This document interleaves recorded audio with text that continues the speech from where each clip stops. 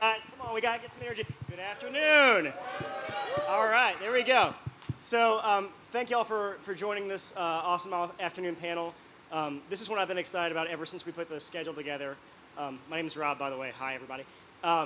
So this is a panel about failure.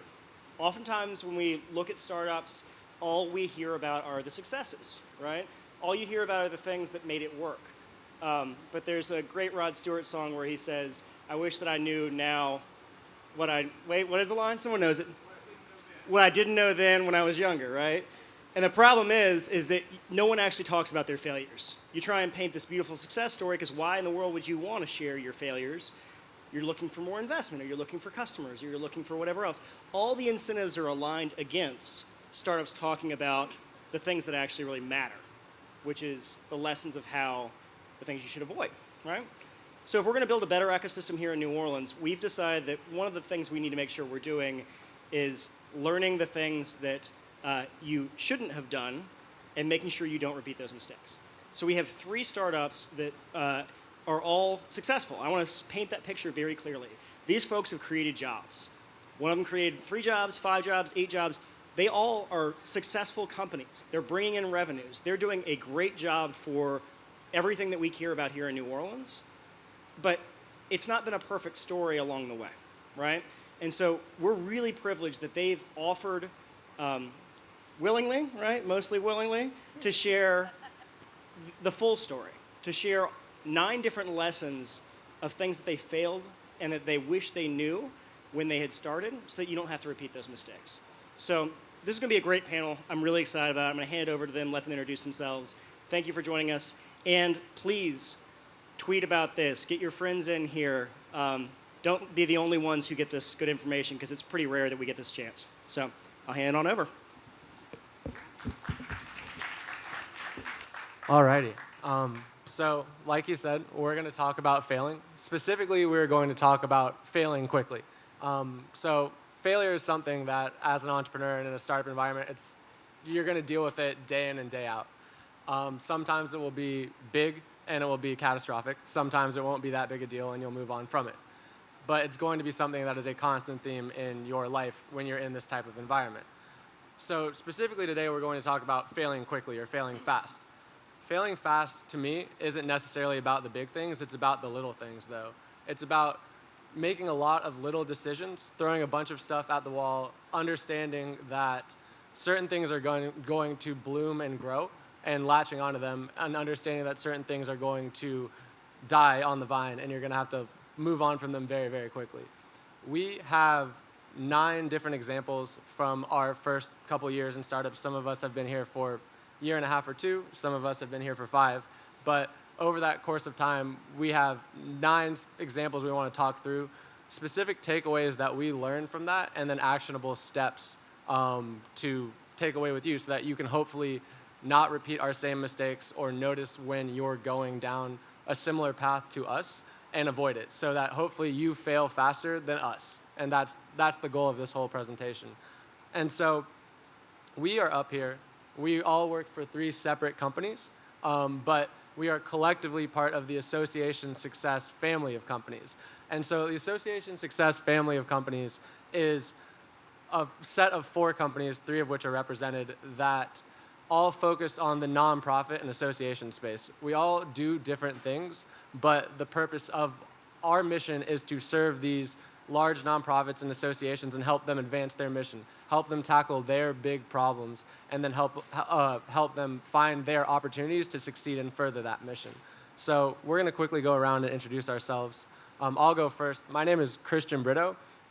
I am the operations manager at Rasa. Our company specifically focuses on member engagement, customer communities within the association space. So basically private online communities for you to have a customer group or a member engagement group. I came down here 2.5 years ago through the Venture for America program. So Venture for America is a program where they pair people just getting out of college with startups in emerging cities. Think New Orleans and Detroit versus in New York and San Francisco. That brought me down here and been working at Rasa for now 1.5 years. Really enjoyed my time down here. So my name's Josh Grippo. Failure 1. I can't use the clicker very well. Failure 2, I wanted to be a stand-up comic, and that never really happened for me. And so I spent the next 20 years writing software for people. It didn't matter whether it was small boutique software for salons or large enterprise software for the Navy. I was either implementing it or delivering it in some way, shape, or form. I decided to start a smaller company called Verdolo, which I'm the CEO of, and our core values are painless, sexy, wow. We started to come down to New Orleans and stop the reverse brain drain and see what we can do to help the community and help other businesses grow and modernize their businesses through software. Stephanie? Thanks. My name is Stephanie McGee. I am the Director of Operations for Grit Marketing. We offer inbound marketing and community management services for associations and nonprofits. If you're not familiar with inbound marketing, you might have caught Will Scott's presentation earlier where he was talking all about content. Well, basically that's what we do. We make sure that our clients' content can be found via search, and then once people come into their funnel, are nurtured along the path for lead generation. For community management, for organizations that use the RASA platform or other community platforms, we help them manage their communities and foster engagement with their members. We've been around for about a year and a half, and my history is from Peter Mayer Advertising. I spent almost 10 years there doing client management from CenturyLink to Kennedy Space Center. So I'll be the first to talk about a failure. The first thing that came to mind when we started talking about this presentation was outsourcing profits. So that's probably not a good thing, right? You want to keep all the revenue that's coming into your cash flow statement. You don't want to send it out. Well, when we started out, Grit Marketing was basically doing design work, project design work, and it was myself, an account manager, as well as a creative director focusing on copy. So being that design was one of the things that we said was a core component, we had to outsource a lot of the design work. Now, the good thing is we had a lot of friends that were awesome designers. Really, really high quality work was coming out of our offices. The problem is that awesome designers don't come cheap. So, we were spending a lot of money for really quality work, but at the end of the day, that was all going right back out the cash flow statement. It wasn't staying in-house. The second problem is when you're starting out, you want to do case studies. You want to put in the extra time to make that work even extra special. You want to give 5 options instead of 3. You want to over-deliver, and you kind of cut your costs a little bit to get that project in-house. Now, when all of those costs are coming in-house, are going back out to your freelancers who are spending more time than you estimated, that becomes a problem. The third problem was that our group needed design too. We had a website, we had content, we had infographics that we wanted to create, and every single thing that we wanted to create, we had to outsource. So it was super inefficient. So the major failure was within about 6 to 8 months, we spent probably the equivalent of a mid-level designer's salary on freelance work. If I could kind of turn back time, the big takeaway here is to hire more strategically, right? As soon as we understood that design was going to be a core competency, we should have been recruiting a designer, particularly after we saw the first 2 or 3 bank statements and cash flow documents, and we were like, oh, that design expense is pretty high. And had we had that designer, instead of outsourcing all of our stuff, we could have had, that designer could have been focusing on Grit's brand and helping to market us, as well as spending a little bit extra time on the client work to make sure it's a great case study without worrying about all of those dollars being filtered back out the door. And to be completely honest, a salary labor expense on your cash flow statement is predictable. And your board, your boss, your chairman, they like predictability, more so than the unpredicted revenue or expense going up and down of the design cost. So even though you're adding that salary, at least it's an expected expense. It's predictable, and you can project that out over time. Josh? Failure number 2. I'm talking about the most difficult story I have so far. It was really, really difficult for me. I have a lot of experience, probably 20 years, 20 years, and almost all of my leadership experience is with very large firms. And at large firms, you get experience with interviewing, you get experience hiring, you get experience counseling, you don't get any experience firing anybody. It's not easy. It's really, really difficult. So at a large firm, instead of firing somebody, what you do is you give them a PIP, a performance improvement plan, but cute little name, they call it a PIP. And so basically what it is like, here, you're not doing the best right now. We can make you better. Let's figure out where you're going wrong. Let's get some metrics in place. Let's get some timelines in place. And let's figure out an actionable plan so you can get better. Classic SMART goals. And then you go notify their counselor somewhere in the company to let them know that something's going askew. And so time marches on. And at the end of those time frames, you look and you say, hey, how are they doing? So it's one of two things. Either they're doing great, everybody's back on track, and it's fine. Or they're not doing so well. So what do you do? What do you do then? Give them another PIP, right? So you got to have this paper trail to let you know that you're doing what you can to help this employee out. So you reevaluate where they are. You take a look at what they're doing differently or wrong now. More SMART goals, more timelines, and then you just keep moving along. So halfway through the second PIP, you start thinking about it. Are they going to make this, right? You can kind of know whether it's going to happen or whether it's not. And if it's not going to happen, you start looking for other projects that they might be better at. So maybe it's not a them thing, right? So you don't ever want this, you don't want the blame. You have to believe that everybody's going to be good at something. So you start looking for other projects that, hey, maybe they can do this. And you start reaching out, and hopefully somebody takes them off your hands. So it's kind of the classic Peter principle, where you just keep shifting people around. Let's say they make it through the second PIP, and it's not going well. So even then, I don't have to fire anybody. I just say, hey, human resources, this person's got to go. When human resources hand it, just vanish them, right? Thank you, corporate America. So what happened to Rodolo? We had to hire somebody for a very, very important role, and we're a small business, so they're all very important. But interestingly, this one's exceptionally important because it's something that I can't do well. So bureaucracy, operations, management, that's not me. I'm good at project management. I don't want to do invoices. I don't want to do bank statements. I don't want to do billing. So that's the little piece of it. The larger piece was, I like to think I'm good at sales. I am horrible at the top of the pipeline, right? So I can't go out and find a cold lead and say, hey man, do you want software? What I can do is, somebody said you needed software. Let's go have a chat. We'll talk about what you want to build. So we hired this person. They had an MBA, so they can handle all the business operations. Fantastic, overkill there. They had grown another small business in Louisiana from a $5 to a $20 million pipeline. Completely different industry, but nonetheless, you feel like sales skills are sales skills. So we hire him. Everything's good for the first 2 weeks. The next 2 weeks, it's been a month. Not even a lead, nothing, just nada. So I was like, this is not going well. But I was a month in, and I was really wary, so I went ahead and I got a PIP. I put a PIP in place. I was like, hey man, this is what we got to do. These are how many deals I need signed, or call logs, or whatever. Do something. And gave him like 90 days, which is a really long time, but still. So we move through, time marches on, gets to the end of the PIP, and still nothing. Doing the operations fine, so he's adding value, right? That's something that I admittedly can't do. So he's adding value, so we're keeping him along. No sales, though.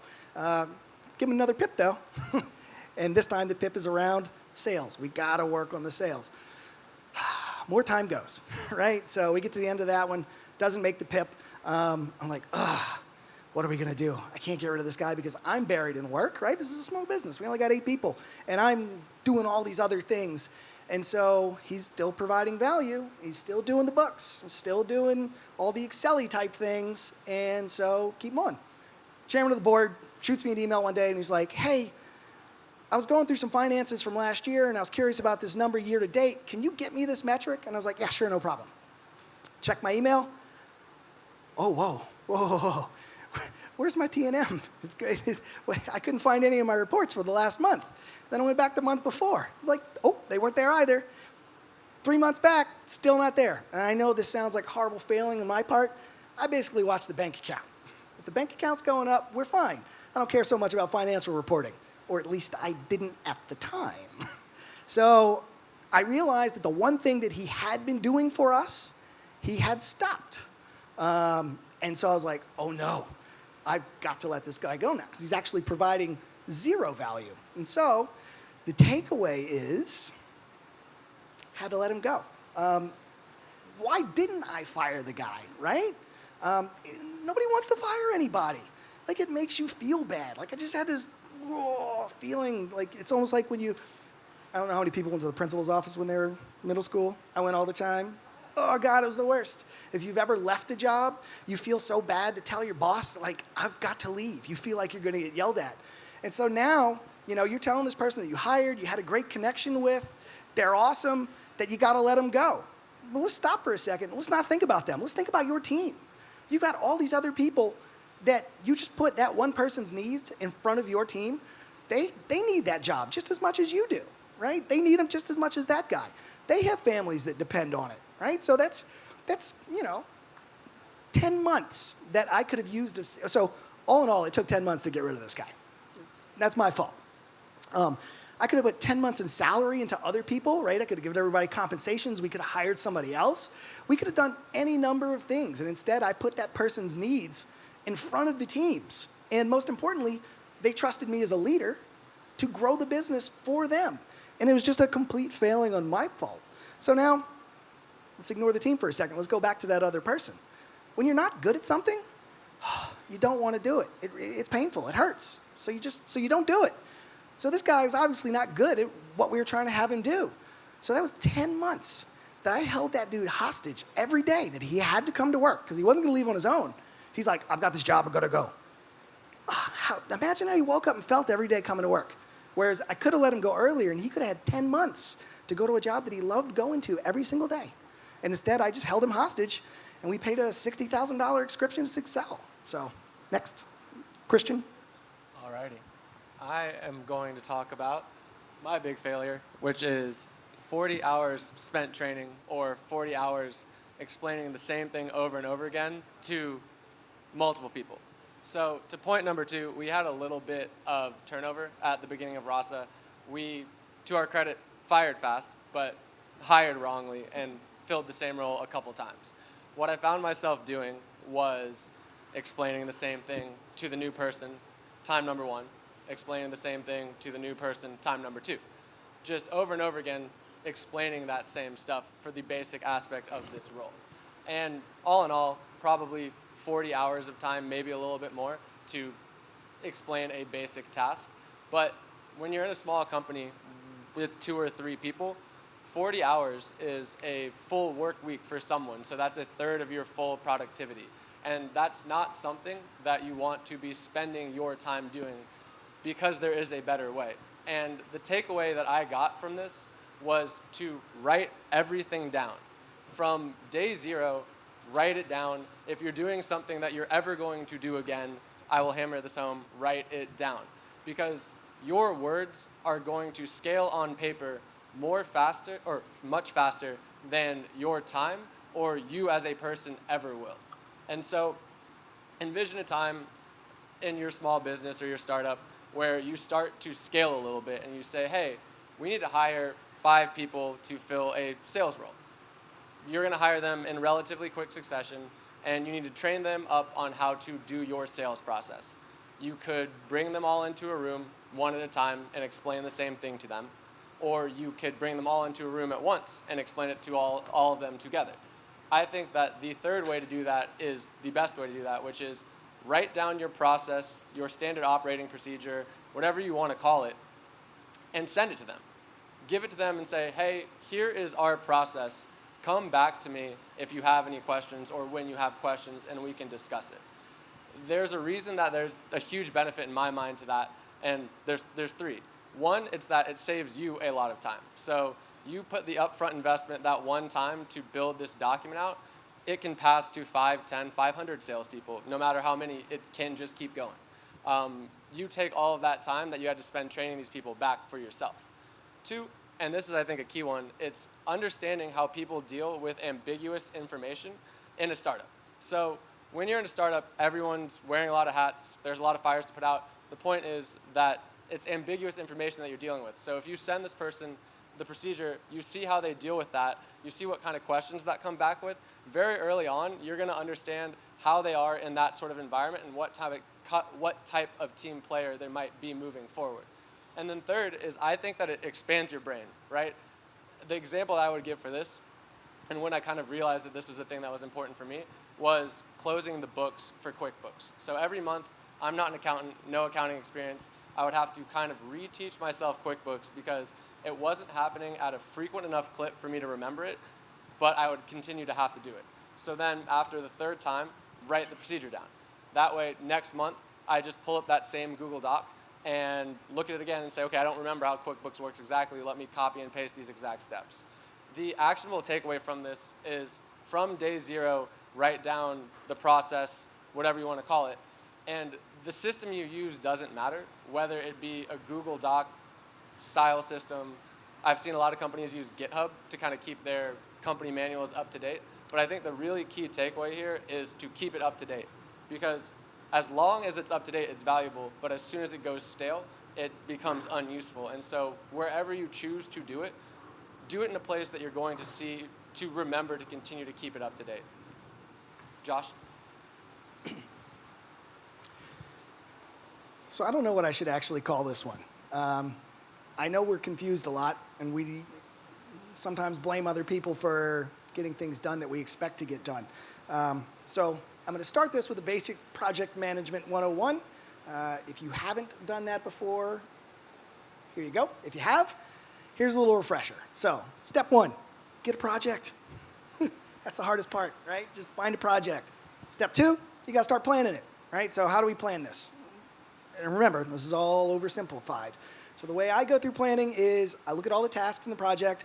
I start breaking them down into the smallest pieces that I can, small enough to get the detail out of it and make sure I'm not hiding anything, but not so small that I have all these different interdependencies all over the place. And the reason that I want to make sure that there are no interdependencies is because the next step is to put them all into little buckets. So that way they can all be done individually and you can parallel them as fast as you want. Step 3, or whatever step I'm on, you take a look at your team, you figure out who's available, you figure out who's good at the individual little buckets, as I like to call them, and go get it, right? You have them go. So the next step is you're going to have your project manager monitor progress, do communications with the client, and voila, your project's done. It's on to the next project because you didn't wait for your queue to be empty, you made sure you had a project in the pipeline. So next project. Exact same process, except we got a little bit of a ripple, right? You got to work with whoever's available. So you keep half of the team that just worked on that project that delivered something successfully, and then you have another half from some other team that's just rolling off of something else.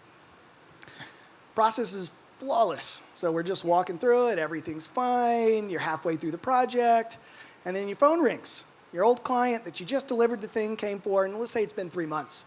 And they say, hey, thanks for the project, awesome work. It's been in the market for 3 months now, and we have some minor changes because we got feedback from our clients. So, they're just small tweaks. And just in case you didn't know, software is never finished.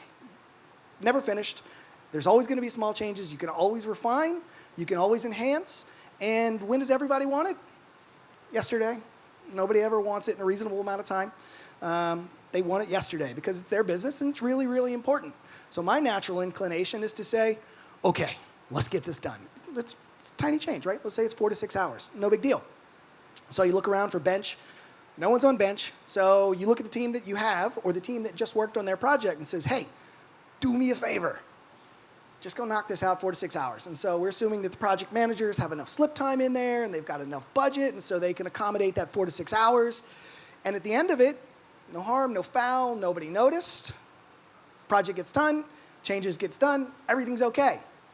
The problem is when you go 3, 4, 5 iterations of that, and you've got all of these little tiny change requests from all of those old projects rolling in, and they're too small to make one big project out of it and a dedicated resource. So you're trying to figure out where to pull all these little pieces and fit them in a puzzle.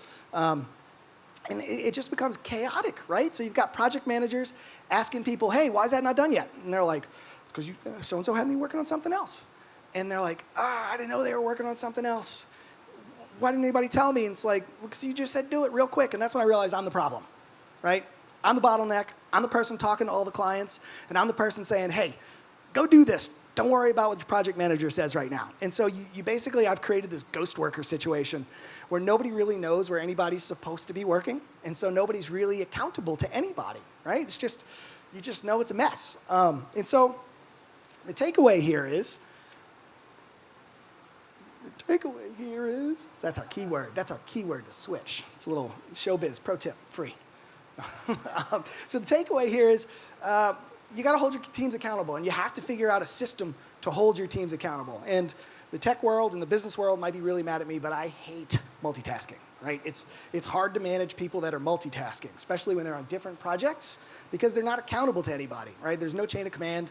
And I'm not saying chain of command's great. So what we've tried to do, well, Rudolo, we got to out of control really quickly.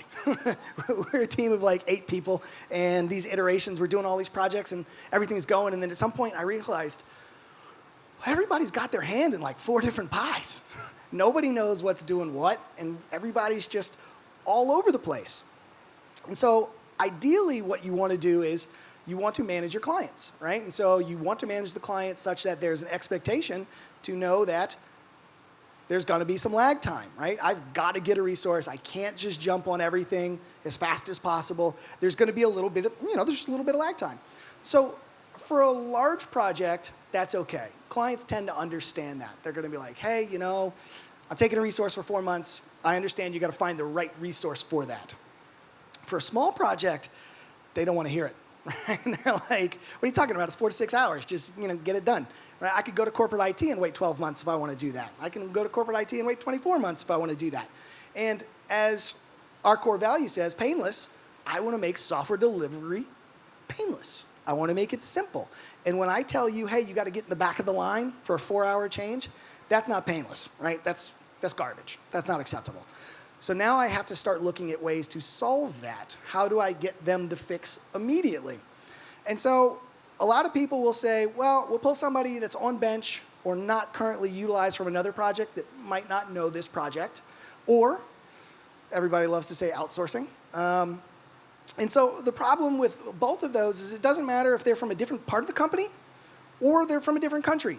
You've got to take the time to explain to them what the project is, why it matters, what the change is. You need to give them time to figure out what's going on, and then they actually have to go out and do it.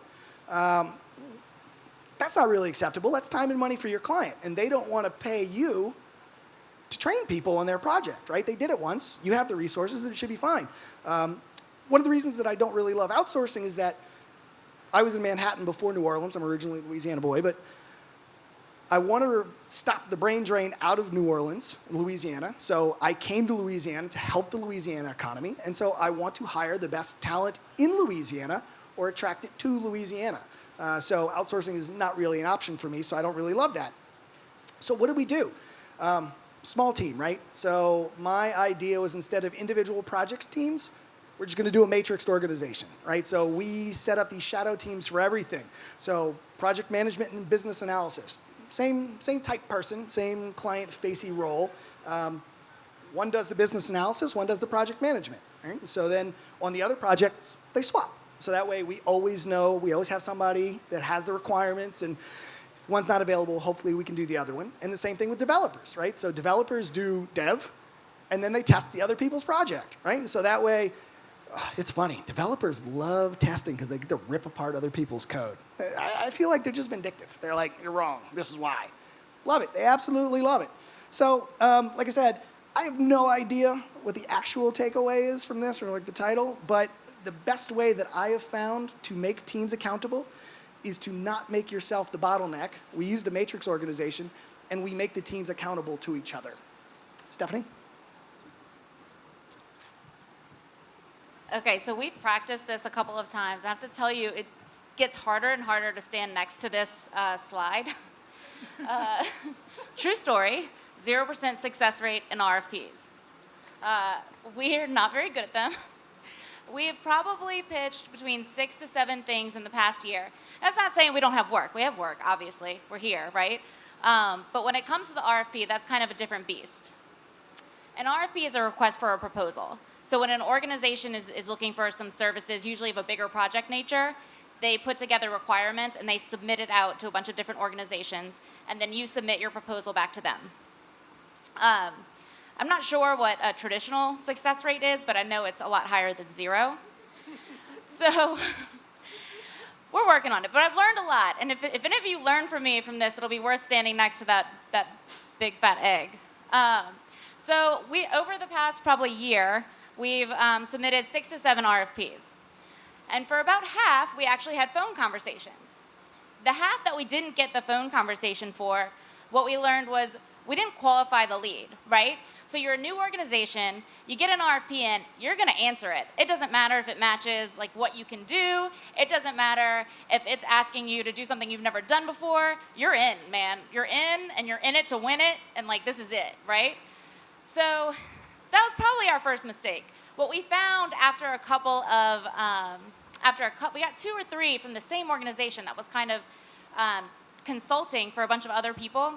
We ended up, after we asked a few questions, after the 3rd round, we found that we were one of 12 RFPs being submitted to these organizations for evaluation. Now, we're a startup. We don't have a portfolio of work that people can be judging us on. We don't even have a robust website at this point. The way I'm getting business is me and my team. We're passionate. We're going to give you everything that we got because you're going to be our #1 client, right? That's how I can get your business. But I can't get in front of you if I'm one of 12 people that people are evaluating. So in hindsight, we should have let some of those opportunities pass and not spent the time and money on designing a really beautiful RFP that's never going to get through the filter. The second problem, when we did get those conversations, was we got so excited we would oversell, okay? So they would come to us and say, hey, we need a landing page. Or hey, we just need some page templates designed that we can use and just make our site a little bit nicer. And we say, okay, this is awesome. Like, we're gonna kill this, y'all. Like, we can actually do this one. And we would come back to them and we would say, yeah, you can do a landing page, but what you really need is you need to reposition your brand, and it'd probably be good if you redid your whole website altogether. And I'm not gonna say they didn't fall flat, you know? Like, people were like, oh, I really appreciate the value that you're bringing to us. That's probably true. We probably do need to rethink this. But what happens then is the project gets tabled. It becomes a much bigger thing that they have to go back to people and talk to about. Their whole organization needs to get on board, and it's a year before anything happens. That's no good for your bottom line. The second thing that happens is they say, hey, that's a really good idea, but you know how you were one of 2 people we were talking to? We need to open that up to a much bigger pool of people because of the size of the project. And then I become one of 12 people that doesn't get through the list, right? So the key takeaway here is answer the ask, right? Focus on the immediate request. Yeah. So deliver the landing page and kill it, you know? Give them the price for that immediate ask and kill it. Because then you've developed a relationship with them. You've learned a little bit about their business. You know who the stakeholders are and what they care about. And you can propose more business to them that actually align with what they need now that you know them. So you're more likely to get them to say yes. You're also more likely to be the first call when they need something without going through the RFP process altogether. And there's kind of a saying that they have with service-oriented companies that it's small project, big project, retainer, right? So if you can get that small project, you can kind of build up to more and more small projects. The projects get bigger. You become so trusted that eventually you can get that kind of golden level of retainer where you have predictable revenue and you're a successful startup. Alrighty, so failure number 6, which is features for no one. So at Rasa, what we're doing we think is fundamentally different in regards to the online community space and member engagement space for associations, nonprofits, etc. But point being is that we are super excited about what we're doing and we think it's different. We had this vision from heaven that this is exactly what the platform needs to be. These are the features that the platform needs to have. We went heads down and we built a platform that we were ecstatic about. Looked great, worked well, just very happy all in all. Spent a lot of design and resource time building this out. And we then started taking it to the market and showing it to these associations, nonprofits, etc., getting feedback. Hey, would you buy this? And a lot of the feedback was, yeah, this is great, but what is this feature for? Or why would you use that sort of feature? And the features that those were tended to be were the big and important features that were different and exciting. And we spent a lot of time to build all of those features out. And so takeaway is they fell flat, and that you have to talk to your customers early and often, or your potential customers early and often. And this might sound obvious, you want to talk to your customers, but I think that as an entrepreneur or as a small business owner, you can fall into the trap of being so excited about the idea that you have. You know exactly what your market wants. You know the answer to the problem because you've had the problem yourself, that you don't ask anyone else and you just go build something and then try to sell it. But at the end of the day, you as a business are not creating a product or vision or a service for yourself. You're creating it for a customer. And so the takeaway is talk to those customers early. What I would do is, it's called a minimum viable product. It's not that. It's basically having a platform, a product, or a service that you're not happy with and starting to show it to people and saying, hey, would you use this? Is this a problem that you have that we can solve? Is this a tool that can solve that problem for you? If you don't have a minimum viable product, that's completely fine. If you have an idea, just start to validate that idea with your potential customers, because the feedback you're going to get there is incredibly valuable, and it's going to point you in the right direction without wasting the resources up front building something that you as the original entrepreneur are incredibly happy with. And some easy ways to do that, I think, are whatever the industry, go to the industry meetups, go to the industry networking events. If you have a piece of software, show it to them. If you have a service, talk to them about it. If you have an idea, talk to them about it and say, hey, is this a problem you have? Can I help you solve this? Would this tool help you solve that? Another one is to go online and go to Reddit, go to Product Hunt. There is a Reddit for everything, and there are a lot of people out there that are interested in a lot of different topics. If you have a website, post it on that Reddit. Say, hey, is this solving the is this solving the problem that you as the sort of industry that this Reddit is related to is solving? That's a good way to crowdsource your idea. Product Hunt is another good website. It's specifically for products and a little harder to get on, but same sort of thing. Submit your idea there and get the feedback. That's the whole point. It's being iterative and failing fast and quickly. And then talking to the influencers in the space, whether they be the bloggers or the investors, as it's just getting feedback early, which again might sound obvious, but I think is a trap that you as someone who's excited about the idea that you have, so passionate about it, can fall into and just not think to do these relatively simple things. Josh? So we've established that I don't like business processes. I don't like paperwork. I don't like general day-to-day stuff. And let's be honest, I'm a procrastinator. There, I said it. As a small business, we all have to do a lot of different things. And I tend to find that no matter how important they are, we kind of just skip the things that we don't like to do. I talked about it. It's like when I don't want to do it, I find a way to not do it.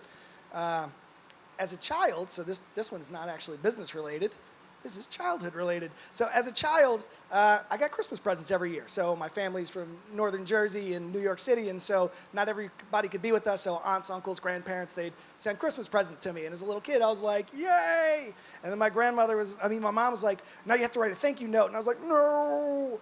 And she's like, no, got to do it. So I write stupid thank you notes, and I send them out. And the next year, I get more Christmas presents, and I was like, yay! And she's like, you got to write thank you notes. And I was like, no. But then when Grandma called, she's like, hey, Josh, do you like your Christmas presents? I loved them. Thank you. And Mom's like, nope, still got to write the notes. And I'm like, next year they show up. Yay. No. And so I was like, you know what? I'm going to get around this. I've been an entrepreneur my entire life. I'm going to put 2 notes in there. That way I can skip a year. No big deal. And it's about that point in time when I realized it's not the thank you notes, it's undressing envelopes. I just can't do it. It's a sticky thing for me. So I send them out. Mom's like, no, you got to send thank you notes. And I'm like, damn it. So next year comes, and as you can expect, yay, no. And so I don't know why my mom's not proofreading all of my stuff that I'm sending out at this point, but I wrote like a little clause to all of them. And she still, every Christmas, she reminds me. I was like, thank you for the presents. I appreciate them. However, all of these thank you notes are making me not enjoy them as much. please don't send me any more presents. And I'm a Christmas baby, so I don't want presents anyway, right? At least that's how the story goes. So I sent that out. Again, mom's horrible at QA. I would not hire her, maybe for sales, but not for QA. Next year, I got one Christmas present. Out of all the family members, I got a single Christmas present, and it was for my grandmother. And it was a children's book on etiquette. And on the inside, she wrote, "I love you very much. Merry Christmas. I look forward to your thank you note." Well played, Grandma. Appreciate that. So to this day, I can't address envelopes. It's not the thank you notes, it's the envelopes. I'm sure of that. So now, as we know, I let an office manager go, which means I'm doing all the office management. And we also know that I don't know how to do the office management because I don't have an MBA. And my chairman of the board was like, "Hey, do this stuff." And I'm like, "I don't know how." So I was like, "Okay, now I got to do this," right? And so, oh boy, I would get all these tasks. They're like, "Okay, I got to go into QuickBooks and do invoicing." And I was like, "Okay, let me start. Oh, developer, you need help? Oh, I'll gladly help you. Somebody give me some bank statements." I'm like, "Oh, client call, client meeting. Sorry, can't do it right now. Hey, you got to pay that rent check." And I was like, "Wait, I'm going to have to write out a check and send it in an envelope?" I took the time to figure out how to do bill pay on that one. I was like, "Oh, that's going for me."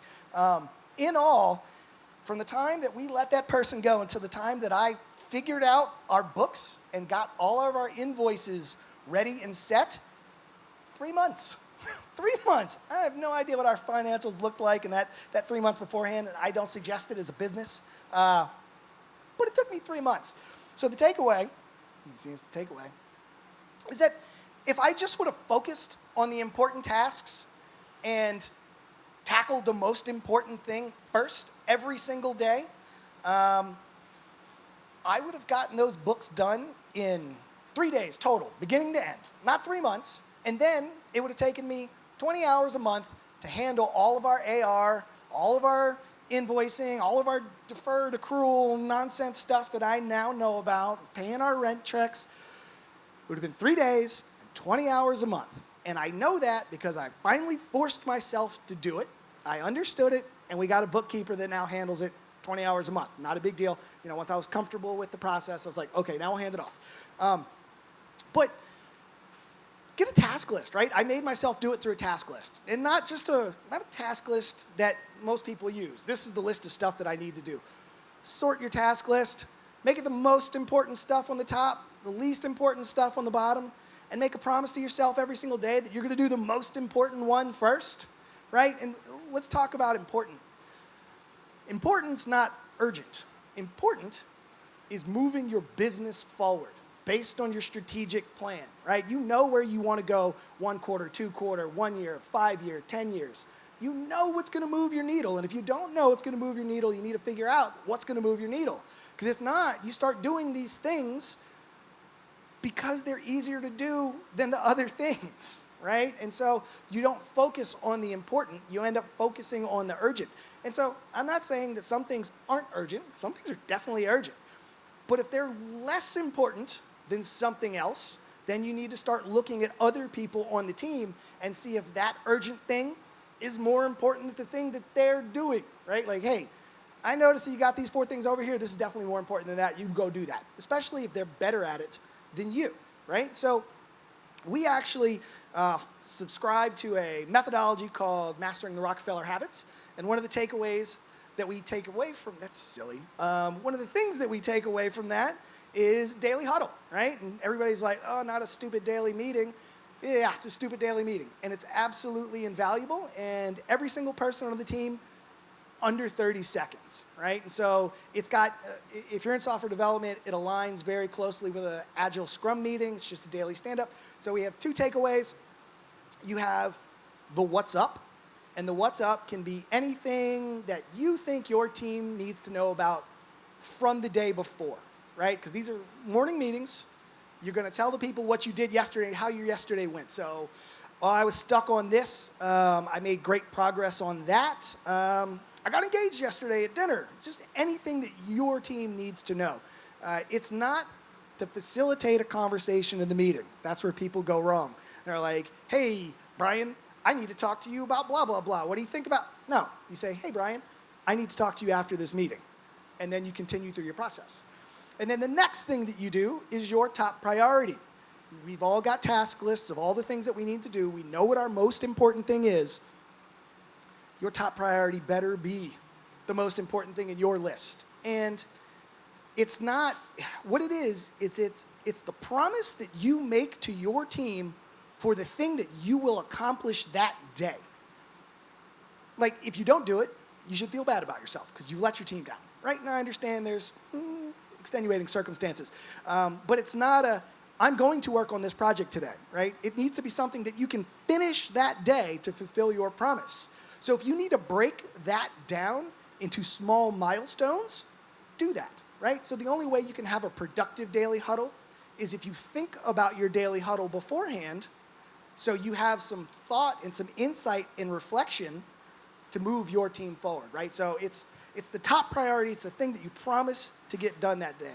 And it reminds me of a quote that I heard somewhere, and it says, when you wake up every morning, go find a live frog and eat it. And if you find 2 frogs at the same time, pick the ugliest one and eat that one first. And if you do that every day, you can be pretty sure that that's the worst thing you're going to do all day. So you can just approach the rest of your day with smiles, knowing that you've already eaten a live or an ugly live frog. So some people attribute that to Mark Twain. Some people attribute it to a French statesman. Some people say that the guy that wrote the book called Eat That Frog, named Brian Kelly, got it from somewhere. The internet doesn't seem to agree, so I don't really know. But I will say, each and every day, just go do the most important thing on your task, no matter how awful it is, and make sure you eat that frog. Christian. So now we're going to talk about leaving money on the table, which, funny enough, is not a good thing to do as a business. And when we were first starting out, we were happy with our product, as mentioned earlier, and we wanted to take it to market. We had gotten a couple customers, and we really wanted to accelerate the customer acquisition process, go from a couple to 50 very, very quickly. So we had the great idea to severely discount the monthly price for our product offering, sometimes 90 to 95% off of what it would normally be. The thought being that we deal mostly with really big, complex organizations. We wanted to put it at a price point where there would be one stakeholder, they would just say yes, they'd sign off, they'd write us a check, start using it, be happy with it, and then 12 months down the line, pay the full price. That did not happen at all. The exact same customer acquisition time was happening for us.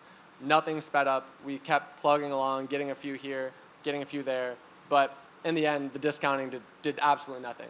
And so the takeaway from that, for me, was to not undervalue yourself, your product, or your service, no matter what it is. You've spent a lot of time and effort building something. It's valuable, and you should not shortchange that. There's a couple problems with discounting things so severely in a product or a service company specifically. One is that you are going to ruin your reputation in the market. So you imagine someone that says, hey, I have this diamond that's normally $20,000. I'm going to sell it to you for $200. You're not going to trust the person or the diamond. You're going to kill the reputation of the person, and that diamond is also worthless. So by doing this severe discounting, we were pegging ourselves as the lower product in the market, this thing that was not that valuable and not worthwhile. The second problem is that you become super reliant on other people's money, whether it be outside funding from investors or VCs, or if you're bootstrapping the bank of you. And you're creating an unsustainable model for yourself. You're not getting money in the door. It's a nominal amount, and it's nothing that you can do. So you're going to have to keep either taking out loans, using your own money, or asking for outside capital. The third big one is that you don't get the customer. The people that came on board, the customers are not the customers that you want. And there's 2 different types of customers that come on board with this severe discounting. There's the type 1, which is, this is so cheap, I might as well get it, and maybe I'll use it for something. And those are bad customers because they end up being an incredible time waste.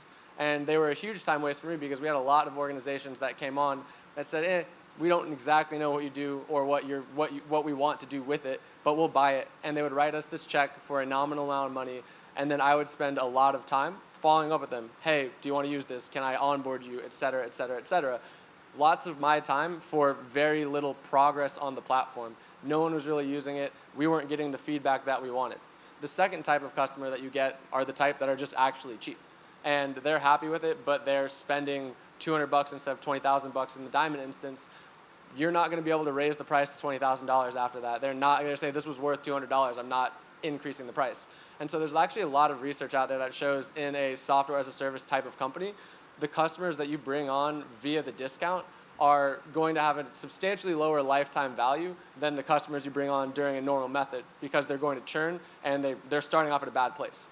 And when you're in a service or product business, you want to acquire the customer one time and then have them for life.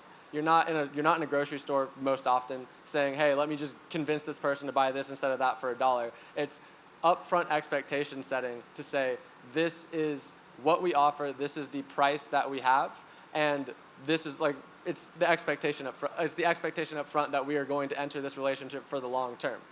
And so the actionable takeaways from this, I think, are threefold. One, it is experiment with your price at the beginning. You don't have any idea. You don't know what the market will bear, but the odds are it's substantially higher than you are expecting. And so a good resource I found is this website called Price Intelligently, where they talk a lot about different pricing methods, especially in regards to software as a service companies. And so I would encourage you to check that out. But you don't know, so you might as well try and aim high. The second is experiment with packages, because in the same vein, you don't know what the right combination of things are for this person, for your market. And so you might as well keep iterating and trying this different stuff and see what sticks. And then finally, it's if you're going to aim to provide value, do it in different and innovative ways. Because again, as a startup, especially when there's a large incumbent in the market, you want to provide the extra value to the person to say, hey, go with us, go with the unproven method. But the way to do that is not through crazy discounting on the monthly price, it's other things. And so what we found, I think, works really well is discounting onboarding, discounting training, and discounting support or strategy along the way. And it works for both you and them. You're providing them this extra value in those 4 steps that they're not getting from the competitors, at least not for free. And at the same time, for you, you are teaching them how to use your product correctly. So they're going to have the best experience that they could possibly have with your product because they know how to use it. They use it correctly, they're going to be happier longer term, they'll act as a reference, they'll keep using it. And so you're setting them up for success while still delivering them extra value. And then you're also developing that more personal relationship that you would get from having these sort of meetings. When you're at a small company, you're probably the one having these sort of meetings, as opposed to just saying, hey, take this crazy discount at the beginning and be gone. So I think, again, takeaways, finding innovative ways to discount and provide the value, but not discounting on the upfront price. Stephanie? All right, so the last one. Finally completed a project and you have nothing coming up in the queue. This happens pretty often, I think, in service type companies, particularly for marketing services where you have a startup. We have 4 people. Every single one of us works on client work all day. I mean, that's the major kind of task that we have, is to see our clients' work kind of move forward. With that being said, it's super easy to deprioritize grit and your own company. As director of operations, I'm also HR, I'm also sales, I'm also client management, strategy, all of those different things. And as well as my coworkers, they all have 12 different hats that they're wearing as well. So how do you prioritize your own business? What can happen is you're working so hard on one client for 2 months. We have a big project, we're killing it, we're burning the midnight oil, trying to get this project out. We sit back, we high five, project's done, looks awesome, gonna be a great case study. We get to work the next morning and we're like, all right guys, what's up? What are we gonna do now? If you don't have a pipeline, that could put your business in jeopardy, especially if it takes a long time for your contracts to turn over. It could be 3, 5, 6 months before you have that next contract signed and more work coming in. So the key takeaway here is to work on your business, not just in your business. And so what that means when you're working on your business is that you're doing things to move the business forward, whether it's marketing, sales, networking, establishing expertise in some way, shape, or form. And when you're working in the business, you're doing the client work, or you're troubleshooting product issues. You're not doing anything that's gonna, like Josh mentioned, move your company forward against your strategic plan. So what we do to try to combat this a little bit is everybody has at least one thing that they do every day that's going to move Grit forward. Whether it's spending 30 minutes on SEO to make sure that we're being found out there, or an hour a day on sales calls, or even just writing a blog that's going to establish our expertise and help with our own inbound marketing strategy. Everybody is tasked with doing something every day to move Grit marketing forward. Because you and your employees are your greatest assets. And if you're not working on your business, nobody else is. So those are our 9 failures. I don't know if we have but 3 minutes maybe for questions, if anybody has any. But we really appreciate the opportunity to come speak to you today and kind of hear about all of our failures over the course of the past couple years.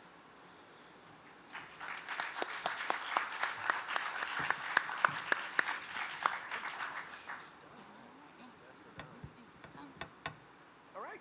Thank you. Go. Oh, Question. Oh, question? They can give you the mic. Yeah. Oh. what? That's crazy. There's no way we have a question. Hey, thank you. Quick question for the gentleman on the very left, your right. You mentioned Reddit and Product Con. Yeah. Was that correct? CON? Product Hunt. Hunt. So there's, okay. yeah, 2 websites. Reddit, I think, is actually a really good one because there is a subreddit for every interest. And if you want to talk to people that are interested in your topic or your market, it's a great resource and it's free. Then Product Hunt, H-U-N-T, it's more specific for product, and it has to be it's a little bit harder to get on because you have to submit what you have. But then it's for people, it's good for an audience of people that are really interested in technology. So if you have a new and innovative piece of technology, there's a lot of different sections there, and it'll be like, here's the newest project management software out there. Ask me anything about it. But it's a really good resource that I would encourage you to check out, even if you're just interested in finding out about new stuff that other people are doing. Okay, and just for clarification purposes, Reddit, R-E-D-D-I-T. R-E-D-D-I-T, Okay, yeah. thank you. Yeah, Price Intelligently is the great website company, the great pricing website. First off, thanks so much for this presentation. I wish I would have heard this like 2 years ago. I've been through a lot of this myself. My question is specifically about case studies because I work as a content writer for a lot of different corporations, and a lot of the times I don't have access to their numbers. I don't know what happens with my content, but I'm also a journalist, so I could make case studies for other companies that have put their numbers out in the public domain. What would you recommend for that? I would always use your own stuff. I think that it's hard sometimes to get clients to respond to give you the numbers, definitely.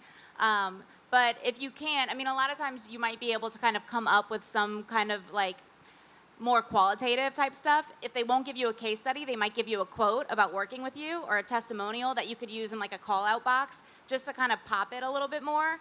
So I would try to find more of the qualitative stuff that you can do about your writing or about what you deliver. Or if you get it published in multiple places, you can use kind of an infographic to say, I've been published in X number of places, and you can put kind of some stats about you on your piece of content to kind of bump it up a little bit.